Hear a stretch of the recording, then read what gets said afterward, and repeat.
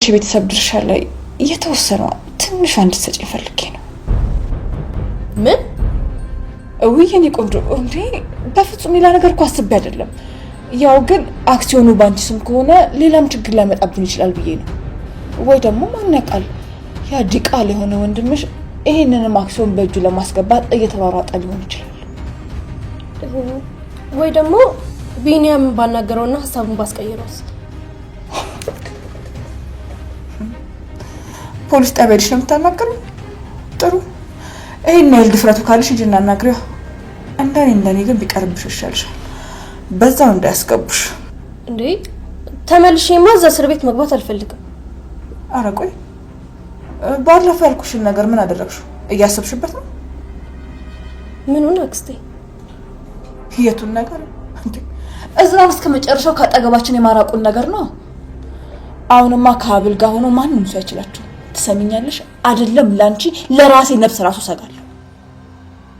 እስቲ መጀመሪያ እኔ ከዚህ ወንጀል ነፃ መሆኔን ማረጋገጥ እችላለሁ? ሜርሲ እሱን ነገር አክሲዮኑን በእጅ ስታስገቢልኝ በደንብ አድርጌ ያረጋግጥልሻለሁ እያልኩሽ ነው። ስለዚህ በጉቦ ነው ማለት ነው ይሄን ነገር የምታደርጊልኝ? ያውም ደግሞ አንድ ያለኝን ሀብቴን እያሳጣሽ። እንዴ ምን ሆነሻል? ተረጋጊ እንጂ አንቺ ልጅ። እንዴ እኔ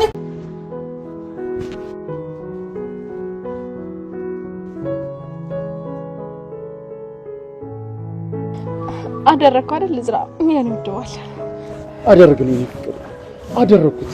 ምን እንደምል አላውቅም ዝራ። እስካሁን ላደረክልኝ ነገር አመሰግናለሁ የሚለው ቃል ራሱ ያንሰኛል። እባክሽ ፍቅር ዛሬ ምን ደሰትበት ቀን ነው እንጂ የምናለቅስበት ቀን አይደለም። እባክሽ አታልቅሽ። እንደው ግን በዚህ ልክ ስሜትሽን የሚጎዳሽ ነገር ከሆነ መስሎሻል? በአንዴ ተስገብግቤው ሰጃት ካልኩሽ ዋጋይ እንዳያንስብኝ ብዬ ነው። አላወቅሽ ይሁዴን አለዘፋኝ ልጅሽ እስር ቤት እየማቀቀችልሽ እንደሆነ ማን በነገረሽ? ሰላም ሰላም ውዴ ቻናሌ ቤተሰቦች እንዴት ናችሁልኝ? እንኳን ወደ እኔ ዩቲዩብ ቻናል በሰላም መጣችሁ። ደህና ናችሁ ወይ ውድ ቤተሰቦቼ? እንግዲህ በሀብል ድራማ እስከዛሬ ድረስ እንግዲህ ስንፈራው የነበረው ወይም ደግሞ የአጸደ ሴራ አሁን ላይ ግልጽ ወጥቷል። አጸደ የወንድሟ ልጅ ሜርሲን ማለት ነው። እንግዲህ አሁን ላይ ገንዘቧን በእጇ ልትቀበላት ጫፍ ደርሳለች። እንደሚታወቀው እንግዲህ ሜርሲን ወንጀለኛ እንደሆነች አድርጋ የማህደር ሞት ውስጥ እንድትሳተፍ አድርጋታለች። እሱም እንግዲህ ለራሷ ጥቅም ነበረ። የዛን ቤት ንብረት የምታገኝበት መንገድ አንድና አንድ ሜርሲ እንደሆነች ስላወቀች ነው። በሚገርም ሁኔታ እንግዲህ ሜርሲ እዛ ቤት አንድ ውርስ አላት። እሱም የሟች እናቷ ማለት ነው ውርስ ላይ የምትካፈለው ንብረት አለ ማለት ነው። ወይም ደግሞ የአክሲዮን ይመስለኛል የድርጅት አክሲዮን እና አጸደ እንግዲህ እስከዛሬ ድረስ ያን ሁሉ ሴራ ስትጎነጉን የነበረው የቤተሰቡን ንብረት በትንሹም ቢሆን በሷ በኩል እንደምታገኘው ስላሰበች ነበረ። ሜርሲንም እንግዲህ በሚገባ ተጠቅማባታለች።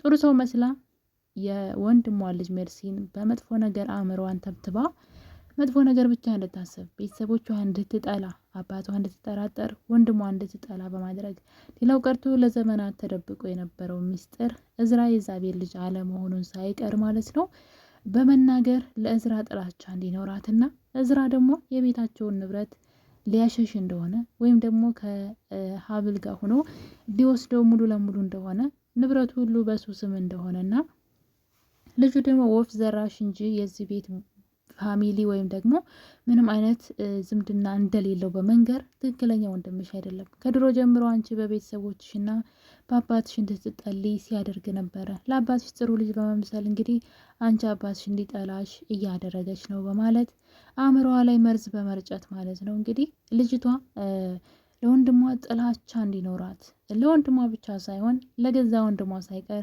ጥላቻ ለአባቷ ማለት ነው ለአቶ እስክንድር እንግዲህ ጥላቻ እንዲኖራት አድርጋለች። ከሁሉም ሰው ጋራ እንድትጣላን ያደርገቻት በጣም ነው የሚገርመው። ከመጀመሪያው ጀምሮ የታቀደበት ነበር።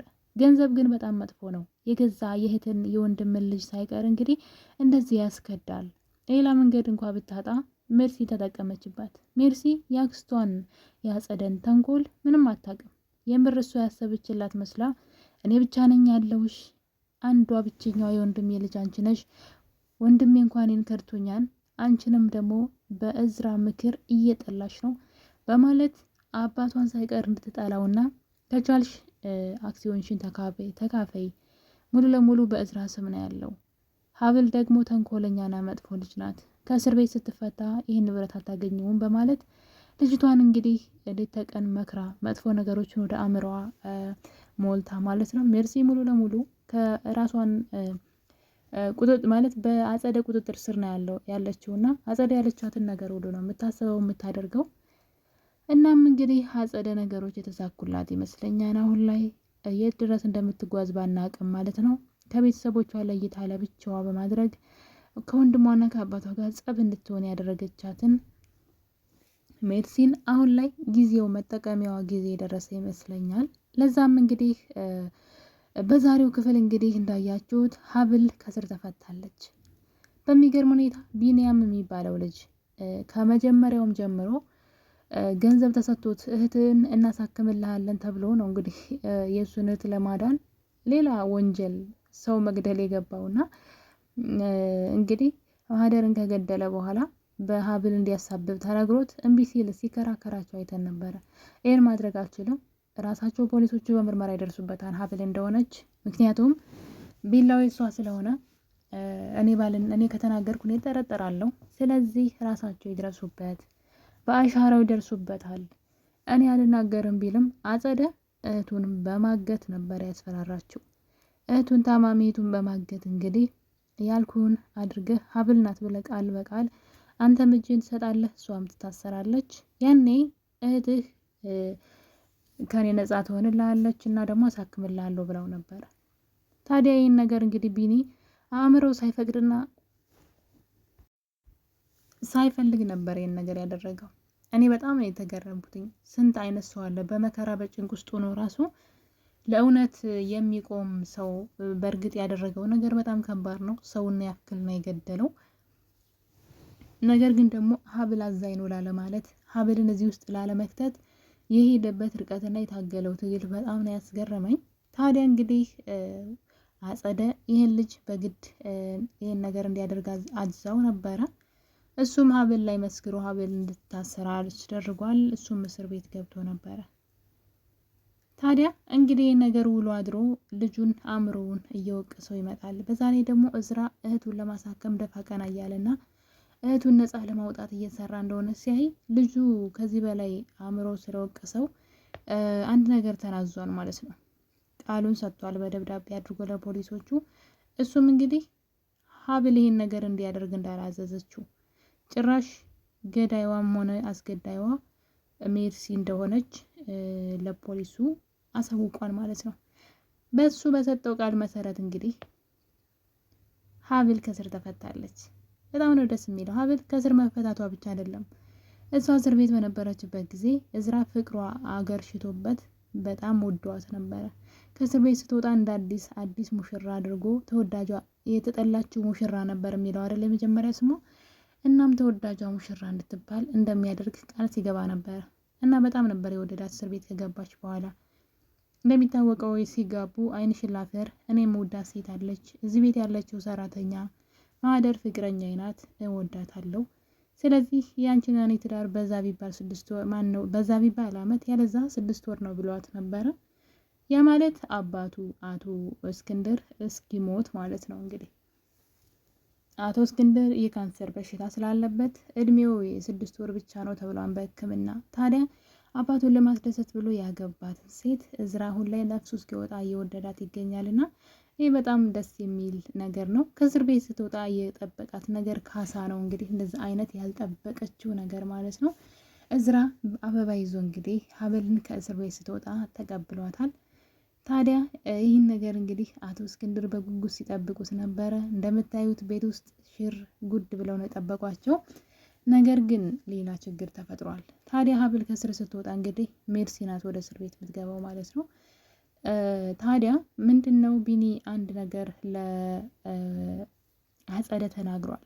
እህቴን አንድ ነገር አደርጋለሁ ብትይ አንቺና ሜርሲ ግድያ ውስጥ እንዳላችሁበት እናገራለሁ በማለት እንግዲህ ተጠርጣሪ እንደሚሆኑ ቀድሞ ተናግሯል። እህቴን አንድ ነገር እንዳታደርጉ ብሏል። እናም አጸደ አሁን ላይ አንድ ነገር እያሰበች ነው። ቢኒ ቢከዳሽና አሁን አሳልፎ ሊሰጥሽ ይችላል። ሀብል ተፈታሽ ማለት አንቺ 10 ቤት ትገቢያለሽ ትላታለች። እና ሜርሲ እንግዲህ ወንድምሽ ነው ሁሉ እያደረገብሻለሁ በማለት ትናገራታለች። ሜርሲ የምታደርገው ነገር ስታጣ አክስቷ እንድትረዳበት ጠይቃትም አጸደ ግን በአንድ ሀሳብ ከተስማማሽ ነው ብላታለች። እሱም የእናትሽን አክሲዮን ለእኔ ስጪኝ፣ በእኔ ስም ይሆንልሽ፣ ምናልባት ብትታሰሪ እዝራ ሙሉ ለሙሉ ነው የሚወስድብሽ፣ ስለዚህ በእኔ ስም አዞሪው፣ እኔ ልርዳሽ፣ ከእስር ቤት እንዳትገቢ ያለች እየተጫወተችባት ትገኛለች። ነገር ግን ይህን ነገር ሚስጥር አድርጊው፣ ማንም ሰው እንዳያውቅ እያለቻት ነው። ያ ማለት እንግዲህ አክሲዮኑን ወስዳ ለሷ ስትሰጣት ማንም ሰው እንዳያውቅ ነው፣ በድብቅ እንድትሰጣት ነው። እና የእናቷን አክሲዮን ማለት ነው ለእኔ ስጭኝ፣ እኔ ልቆጣጠርልሽ፣ ድንገት ብትታሰሪ እንኳ እዝራ ይወስድብሻል፣ እኔ ግን እናትሽ ነኝ፣ እኔ ብቻ ነኝ ያለሁሽ ዘመድ፣ አባትሽም ወንድምሽም አይፈልጉሽም በማለት ሜርሲን እንግዲህ አክሲዮኑን በስሟ እንድታዞርላት እያግባባቻት ነው። በጣም ነው የሚገርመው። እንደዚህ አይነት ስግብግብ ሰዎች በጣም ይገርማል። ግን ከሷ በላይ የምታሳዝነኝ ሜርሲ ነች፣ ወይም ደግሞ ምታናድደኝ በማለት ይስተካከልልኝ። ምክንያቱም ደግሞ አእምሯ ትልቅ ልጅ ናት፣ ማሰብ ትችላለች። አክስቷ ምን አይነት ጥቅመኛ ሴት እንደሆነች እንዴ ለጥቅም ምን አይነት እንትን ክፋት እንደምትሰራ እያየቻት፣ ነገር ግን እንግዲህ በሷ እጅ ወድቃለች። በነገራችን ላይ አጸደን ምንም ነገር እምቢ ማለት አትችልም። አጸደን መረጃ ይዛባታለች የወንድሟ ልጅ ላይ ማለት ነው። እስር ቤት እያለች እንግዲህ እንዴት አድርጋ ማህደር እንዳስገደለቻት ስታወራ፣ እንዴት አቀነባብራ እንዳስገደለቻት ስታወራ፣ አክስት ተብዬዋ እንግዲህ አጸደ ያዘነች መስላ ግን መረጃ እየለቃቀመችባት ነበር። ሁሉንም ነገር ንገረኝ እያለች እያንዳንዱ ሚስጥሯን ሁሉ ነግራታለች። ያ ማለት እያስፈራራች ያለ ሌላትን ሁሉ ትቀበላታለች። ከዚህ በኋላ አሁን ጀምራለች። አሁን አይና ወጣ ነው እንግዲህ ድርጅቱን በእኔ ስም አድርጌ ያለቻት። ሜርሲን በዚህ ሀሳብ እየተስማማች ነው። ታዲያ ይህን ነገር ማንም ሰው እንዳያውቅ በድብቅ ይደረግ ብላታለች። ይህ ነገር በዚህ እያለ ደግሞ እንግዲህ የሀብል እናት ሀብልን ፈልጋ ከሌላ ሀገር እንደመጣች ይታወቃል።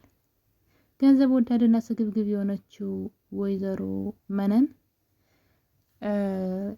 ልጇን ፈልጋ የመጣችውን የሀብል እናት ሌላ ልጅ ሰጣታለች። ኩኩሻ የጎዳና ልጅ ወይም ደግሞ ዱርዬ ነገር ናት። ብቻ የጎዳና ልጅ ሆና ይሆን አስተዳደጓ ብቻ እንደ ዱርዬ አይነት ነገር ናት። ዱርዬ ሙሉ ለሙሉ ማለት ይቻላል ከንግግሯ ከሁለነ ተግባሯ ሁላና እንግዲህ እሷን ልጅ ማለት ነው አሰልጥና ሀብልን ምሰይ ብላ አሰልጥና እንግዲህ ለሀብል ናት ልጅሽ ናት ብላ ሰጣታለች ማለት ነው። የሀብል እናትም እንግዲህ ስታያት በደስታ ነበር የተቀበለቻት። በጣም የታዘነው ነገር ግን ወይዘሮ መነን ምን አይነት አስመሳይ ሴት እንደሆነች በጣም ነው የሚገርመውና ማለት ሴትዋ ላይ ሙርት ይዝባት ነበረ።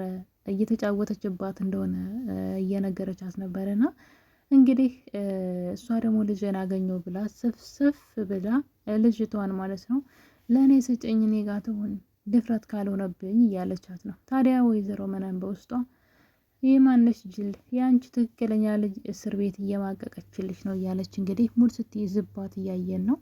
ነገር ግን አሁን ኩኩሻን ማለት ነው ወስዳ እንግዲህ እናትሽ ናት ብላ ሰጣታለች።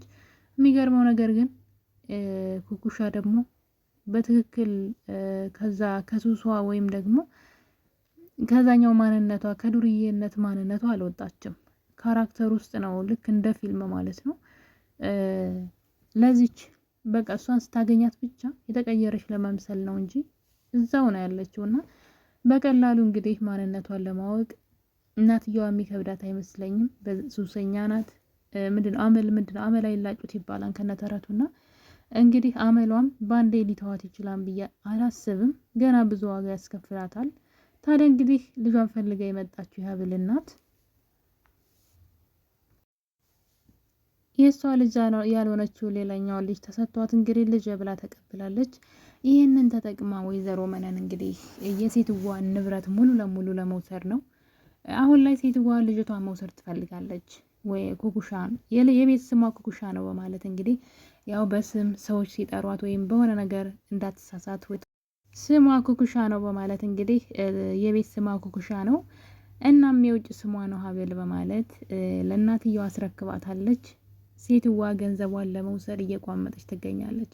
እናትየዋ ደግሞ ልጇን አገኘው ብላ በደስታ እየፈነደቀች ነው። ታዲያ በዚህ መሀል እንግዲህ የሚስጥር በእርግጠኝነት እዝራ ነው የሚደርስበት። ምክንያቱም እዝራ ከኩኩሻ ጋራ ግንኙነት አለው። ኩኩሻ ደግሞ ቤተሰብ እንደሌላትና ዱርዬ ሆና እንደምትኖር ያውቃል። ታዲያ በዛ ላይ ደግሞ ሚስጥር መደበቅ አችልም። እዝራ ከሷ ጋራ ብዙ ጊዜ ስለሚያሳልፍ ይሄ ጉድ በሱ በኩል የሚታወቅ ይመስለኛል። እርግጠኛ ነኝ ወይዘሮ መነን የዚህን ያክል ርቀት ብትጓዝም በፍጹም የሚሳካላት አይመስለኝም። ነገር ግን ሀብል አሁን ከእስር ቤት ስለወጣች እንግዲህ ነገሩ ቀስ በቀስ ሊደረስበት ይችላል ብዬ አስባለሁ። ወይዘሮ መነን ሀብል በቀላሉ ከእስር ቤት አትወጣም ብላ ነበር ያሰበችው። ነገር ግን ቢኒ ነጻ አውጥቷታል። ከዚህ በኋላ ተጠርጥራ ወደ እስር ቤት የምትሄድበት አንዳች ምክንያት የለም ብዬ አስባለሁ። ውድ ቤተሰቦቼ እንግዲህ ሀብል ድራማ የዛሬው ይህን ይመስል ነበረ። በቀጣይ ክፍል በሀብል ምን ይፈጠራል የሚለውን አብረን የምናይ ይሆናል። የዛሬን አበቃን። ለቤት አዲስ ከሆናችሁ ሰብስክራይብ አድርጉ። ነባሮች ደግሞ ሼርና ላይክ በማድረግ ሀሳብ አስተያየታችሁን ኮሜንት ላይ አስቀምጡልኝ። መልካም ጊዜ